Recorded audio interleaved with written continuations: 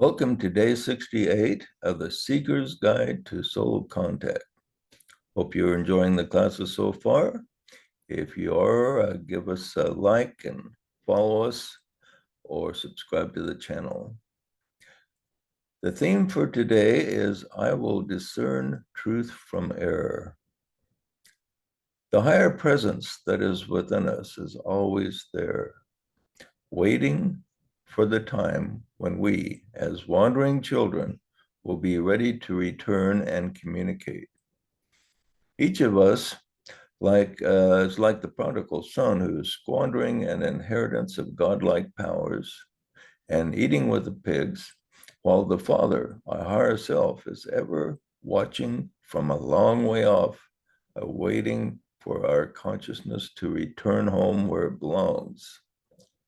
Along the path of return, we encounter many obstacles, not the least of which are numerous teachers who give out messages full of error, not in harmony with the soul and spirit.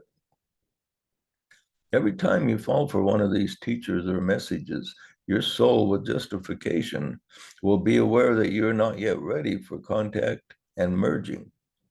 Since you cannot hear its voice warning you about the falsehoods, then it would be useless for it to attempt to make closer contact.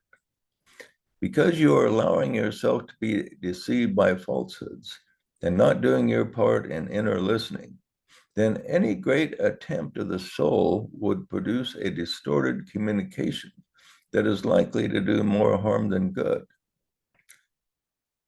From the time we were taught about Santa Claus to the present, we have been deceived into believing a number of illusions.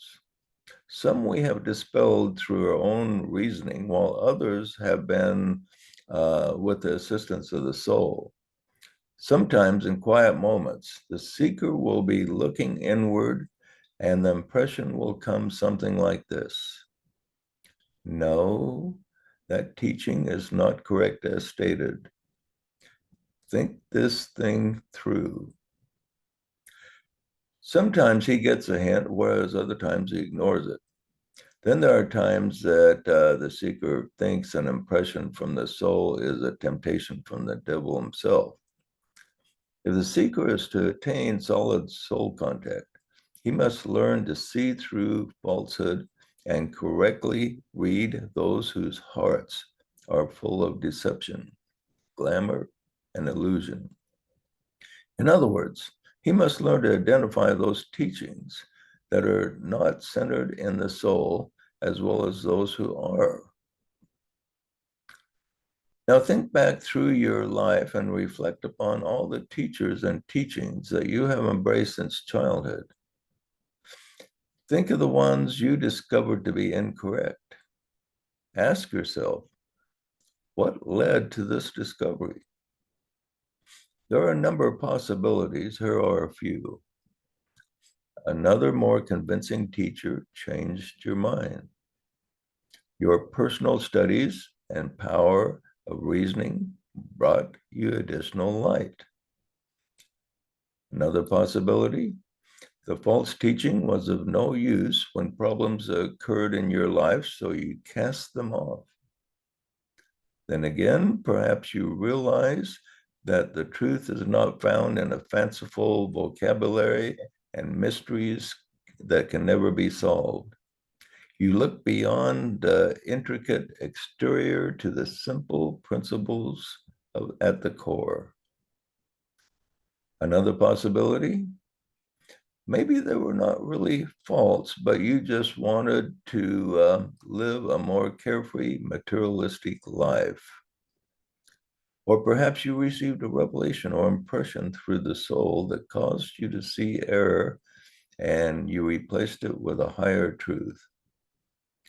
The last one, that last possibility we mentioned, is the quickest and most reliable way to replace error with truth. Without assistance from the soul, the seeker will most likely replace one error with another error. Also, what the true seeker will often experience is not so much error replaced with truth, but a partial understanding with the greater understanding. One may have a piece to the puzzle, and with the second piece, he can see more of the picture. But this does not invalidate the first piece, if that piece is a true part of the whole picture. Reflect then on your life. Have you made many discoveries of error and moved on, or just a few? Have you added a lot of pieces to the grand puzzle, or just a few? Now examine your uh, present, which is the most important of all. How reliable is your current belief system? Is it in harmony with your soul? Are you working on gaining your next piece to the puzzle so you can see all the elements of life and your life and what you need to do? If you're indeed focused, you may capture the attention of your own soul. And with this affirmation, as I seek for greater knowledge, my soul will approach me. And try to feel the approach of your soul as you try to approach it.